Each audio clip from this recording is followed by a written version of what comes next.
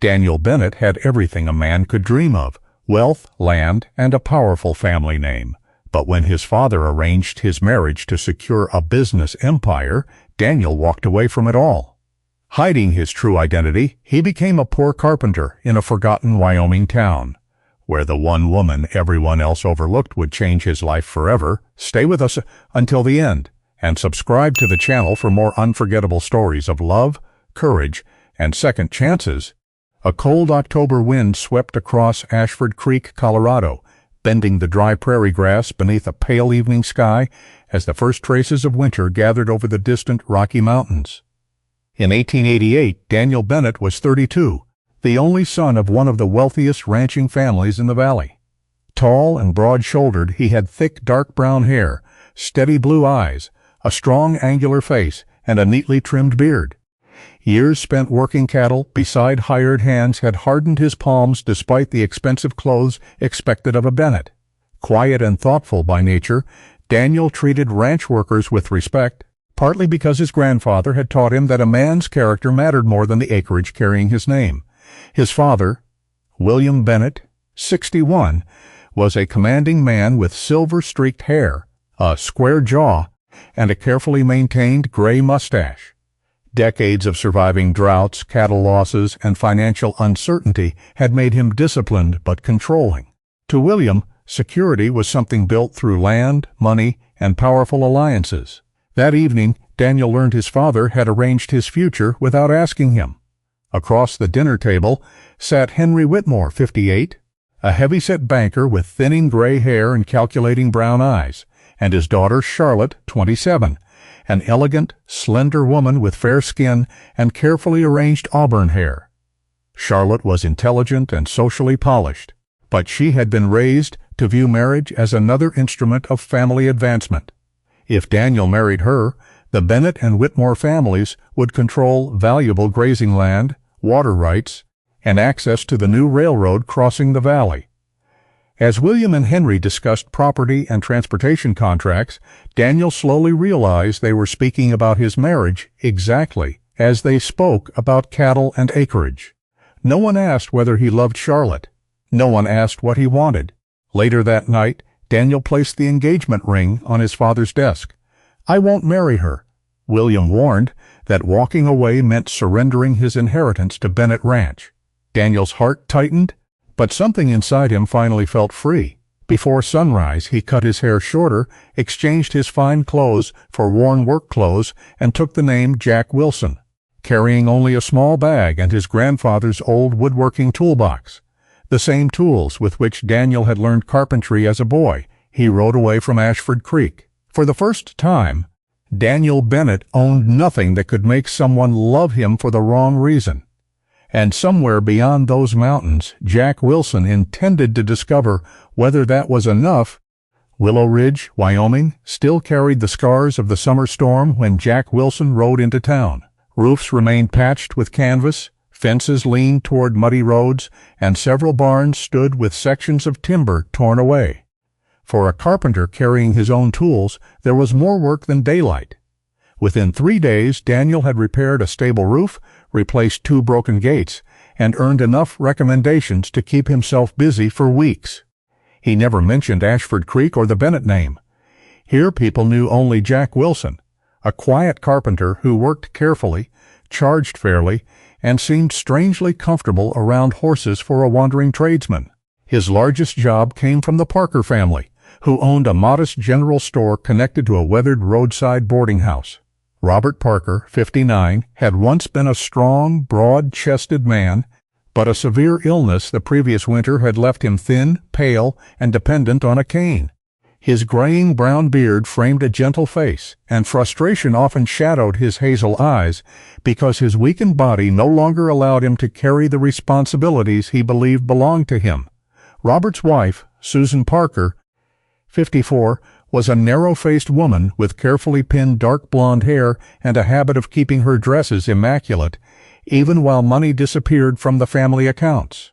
Years of financial uncertainty had made her intensely concerned with appearances and social standing. She believed a fortunate marriage could rescue a family more efficiently than years of labor. That belief centered on her younger daughter, Grace Parker. At 22, Grace was slender and conventionally beautiful, with golden brown hair, fair skin, and bright green eyes. Pleasant but somewhat sheltered, she had grown accustomed to her mother's constant praise and rarely questioned why responsibility always seemed to fall elsewhere. Elsewhere usually meant Emily. Emily Parker was 28, sturdy rather than delicate, with a full figure, warm brown eyes, lightly freckled skin, and thick chestnut hair usually twisted into a practical knot. Her face was plain by Willow Ridge standards, where people seemed remarkably confident about deciding a woman's worth before she finished crossing the street. Yet there was steadiness in Emily's expression that Daniel noticed immediately. She spoke plainly, listened carefully, and moved with the efficiency of someone accustomed to being needed without being thanked.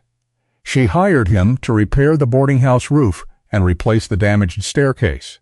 Then, while reviewing his estimate, she asked, "Can you build a chair strong enough for my father to sit comfortably on the porch?" Daniel looked toward Robert, struggling with his cane. Yes, that chair became the first piece of furniture Daniel built in Willow Ridge. Over the following weeks, he began noticing things about Emily that nobody appeared to consider remarkable. She balanced the store accounts after everyone slept. She quietly left bread, potatoes, and preserved meat outside the home of an elderly widow who could no longer afford groceries. When Molly, the Parker family's 17-year-old chestnut mare, with a whitening muzzle and stiff hind legs, injured herself against a broken stall board, Emily remained beside her through most of the night, cleaning the wound and speaking softly whenever the frightened animal trembled. Daniel helped repair the stall but said little. He was learning that Emily's kindness existed most clearly when there was no audience. One evening, she found him behind the boarding house, working beneath a lantern in the small shed Robert had allowed him to use as a workshop. Several new orders were scattered across his bench. "You're going to lose track of those," she said. "I have a system." Emily examined the pile. "This is not a system. This is paper surrendering to gravity." Daniel laughed before he could stop himself. The following evening, Emily brought an old ledger and organized his orders by customer, materials, cost, and delivery date. Within an hour, she discovered he had undercharged 2 jobs because he had forgotten to calculate transportation costs. "You're a very good carpenter, Jack," she said. "You're a terrible bookkeeper. I appreciate the kindness with which you delivered that execution." A small smile appeared on her face. Daniel found himself waiting for it again. Over the next several evenings, they worked together, his hands shaping timber while hers brought order to the growing business. He began understanding the irony of what had happened to him. He had abandoned wealth, hoping someone might someday see the man beneath it. Instead, the first person who truly saw him was a woman nearly everyone else had overlooked. So Daniel built something for her. It was a simple oak writing desk, solid and carefully finished, with 3 drawers and enough surface for her ledgers. When Emily asked who had ordered it, Daniel shook his head. "No one. It's yours." She stared at the desk, then at him. For perhaps the first time in her life, something inside that house belonged entirely to Emily Parker. Not because the family needed her to use it, but because someone had noticed that she deserved a place for dreams of her own. By early November, Daniel's workshop had become one of the busiest places in Willow Ridge. Orders for chairs, tables, doors, and storm repairs covered the desk he had once struggled to organize, while Emily's neat handwriting now kept every customer, expense, and delivery exactly where it belonged. The peaceful rhythm ended on a cold Thursday afternoon when a polished black carriage stopped outside the Parker boarding house. Charlotte Whitmore stepped down. At 27, she was as Daniel remembered her, slender and graceful, with fair skin, auburn hair arranged beneath an expensive dark green traveling hat, and intelligent gray-green eyes that rarely revealed more than she intended. She was not naturally cruel, but Henry Whitmore had raised his daughter to believe security came through status, strategic marriages, and powerful connections. Affection, in Charlotte's world, was desirable only when it did not interfere with practical advantage. She entered the workshop and found Daniel covered in sawdust, planing the edge of an oak cabinet. "Daniel," His hand stopped. Emily was approaching from the boarding house, carrying the revised order ledger, when she heard the unfamiliar name through the partially open workshop door. Charlotte looked around at the timber, tools, and unfinished furniture. "Your father knows where you are." Daniel slowly set down the plane. "He wants you home. My father is still prepared to invest in Bennett Ranch, and William will restore your full inheritance if you return and honor our engagement." Emily froze outside. Bennett, inheritance, engagement. The three words rearranged everything she thought she knew about Jack Wilson. Daniel saw her in the doorway. "Emily." She placed the ledger on the nearest bench. "Who is Daniel?" Charlotte's expression answered before he could. Daniel told Emily the truth that evening. He explained Bennett Ranch, his father's arrangement with Henry, the marriage he had refused, and the name he had borrowed so he could build a life without the weight of his family fortune. Emily listened without interrupting. "So I was what?" she finally asked.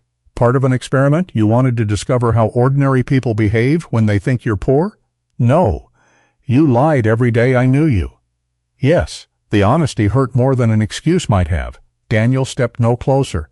"I left because everyone around me already knew what Daniel Bennett was supposed to become. Jack Wilson was the first decision I made entirely for myself." Emily's brown eyes remained guarded. "I left home because I refused to let someone else choose my life," he continued. "I will not make that same choice for you. You owe me no forgiveness." Emily needed 3 days before she returned to the workshop. By then, another problem had arrived. Robert received notice that Whitmore Bank was reviewing the Parker family loan and could demand accelerated repayment. 2 timber merchants who had regularly supplied Daniel suddenly canceled future deliveries.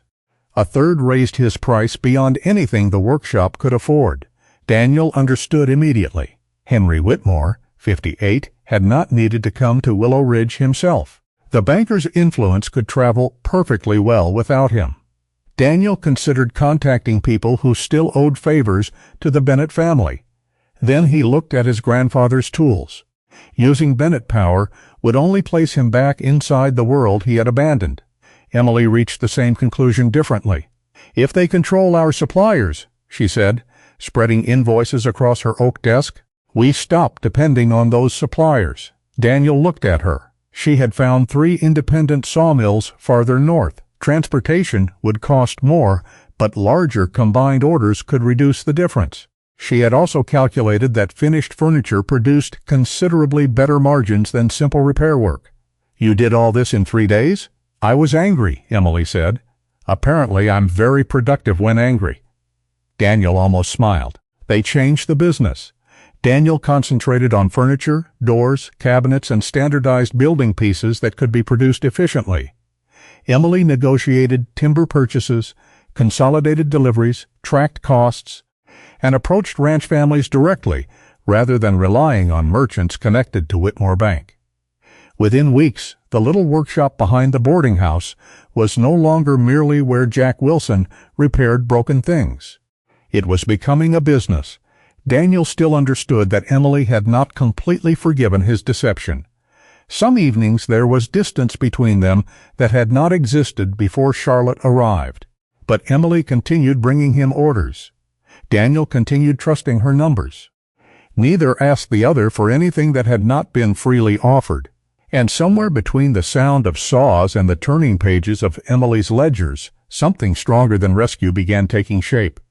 They were standing together because Daniel respected the mind everyone else had overlooked, and Emily respected the man who had finally chosen to build something with his own hands.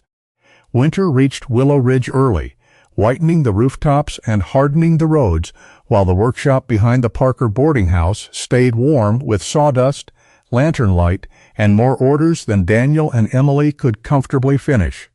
William Bennett arrived on a gray December morning. At 61, Daniel's father still carried the imposing presence that had commanded Bennett Ranch for decades.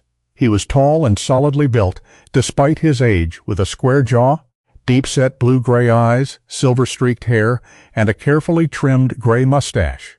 Droughts, cattle losses, and years spent protecting everything his family had built had taught William to mistake control for responsibility. He loved his son, but somewhere along the way he had begun treating Daniel's future like another piece of property requiring management. Daniel met him outside the boarding house. "You look thinner," William said. "I work harder." William glanced at Daniel's rough coat and sawdust-covered boots. "You call this a life? Come see it before you decide." Daniel took him to the workshop. Inside, 3 completed dining tables waited for delivery beside stacked doors and cabinets. 2 local ranchers greeted Daniel as Jack and thanked him for finishing an order ahead of schedule. Across the room, Emily stood at her oak desk reviewing invoices, transportation costs, and timber orders. She acknowledged William politely, then returned to work without performing the nervous courtesy he was accustomed to receiving because of his name. William watched her for several moments. "She runs your accounts?" "She runs most of the business," Daniel replied. "I build things. Emily makes sure building them doesn't bankrupt us." William almost smiled, but pride stopped it halfway. When they were alone, he finally delivered the reason for his visit. "Come home, marry Charlotte. Henry's investment remains available, and I will restore your full inheritance. Bennett Ranch will eventually be yours. And if I refuse, you surrender your claim permanently." Daniel looked around the workshop. His grandfather's tools hung above the bench. A chair he had finished that morning stood beside the stove. Through the window, he could see Emily discussing an order with a customer who had once barely acknowledged her in town. Months earlier, the threat might have frightened him. Now, it only clarified things. Then give it to someone else. William stared at him. "You would throw away generations of work?" "No, I'm refusing to throw away my life to preserve it." Daniel's voice remained calm. "I can lose the land. I can lose the money. If necessary, I can lose the Bennett name. But I won't return to a life someone else designed and call obedience gratitude." William left that afternoon without embracing his son. Daniel watched the carriage disappear into falling snow and felt grief rather than victory. That evening, Emily found him alone in the workshop. "I love you," Daniel said. She became very still. "I'm not asking you to marry me," he continued. "I need you to know that before anything else. I spent too much of my life having choices made for me. I won't turn love into another choice someone else has to make before they're ready." Emily looked down at her hands. "I love you too," she said quietly. "But I need to know who Emily Parker is when she isn't simply somebody's useful daughter or somebody's wife." Daniel nodded. "Then find out." The months that followed gave her the opportunity. By spring, their workshop supplied furniture, doors, cabinets, and building materials to ranches across the valley. Emily negotiated contracts and controlled purchasing while Daniel expanded production.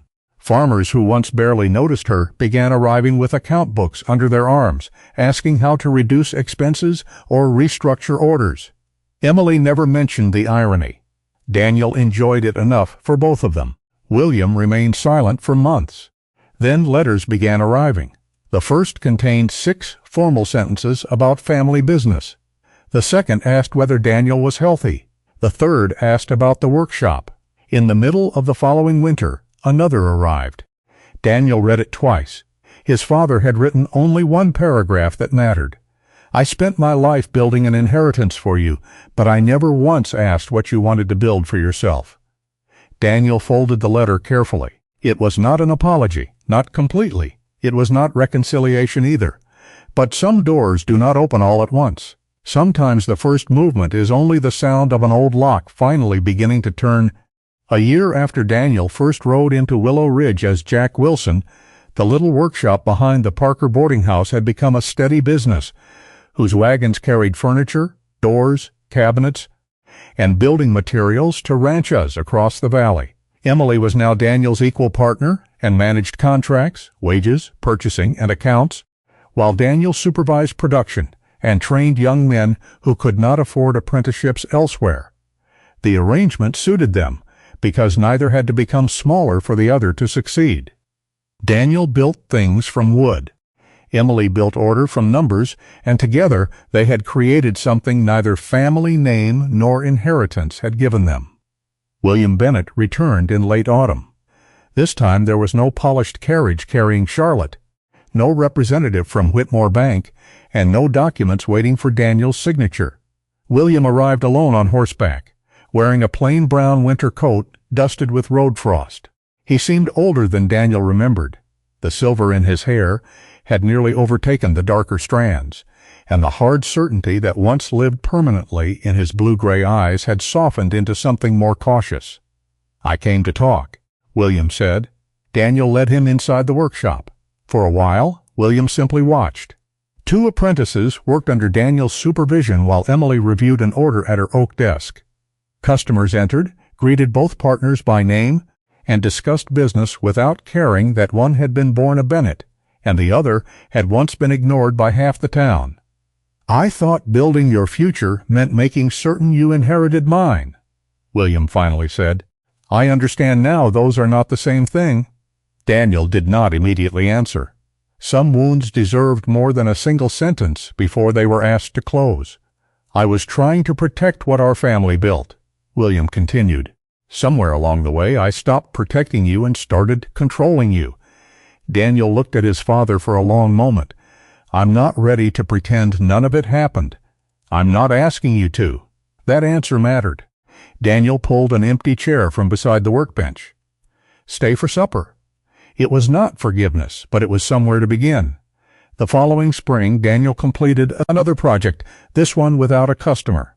On a small piece of land overlooking Willow Ridge stood a modest 2-story house built from pine and stone. Daniel had drawn every plan himself and shaped much of the interior woodwork by hand. It was smaller than the Bennett home in Colorado, yet standing before it gave him a feeling that thousands of inherited acres never had. It was his because he had chosen it. He brought Emily there one warm April afternoon. Fresh pine still scented the rooms, sunlight crossed the unfinished floors, and through the western windows they could see the workshop in the distance.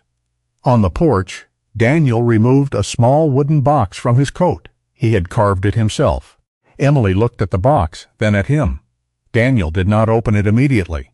"Emily Parker, is this the life you want?" She looked toward Willow Ridge, toward the business they had built together, and finally back at the man who had once arrived with a false name, but had spent every day since revealing who he truly was. "This is the life I chose for myself." Only then did Daniel open the box. Inside was a simple ring. "Then will you choose me too?"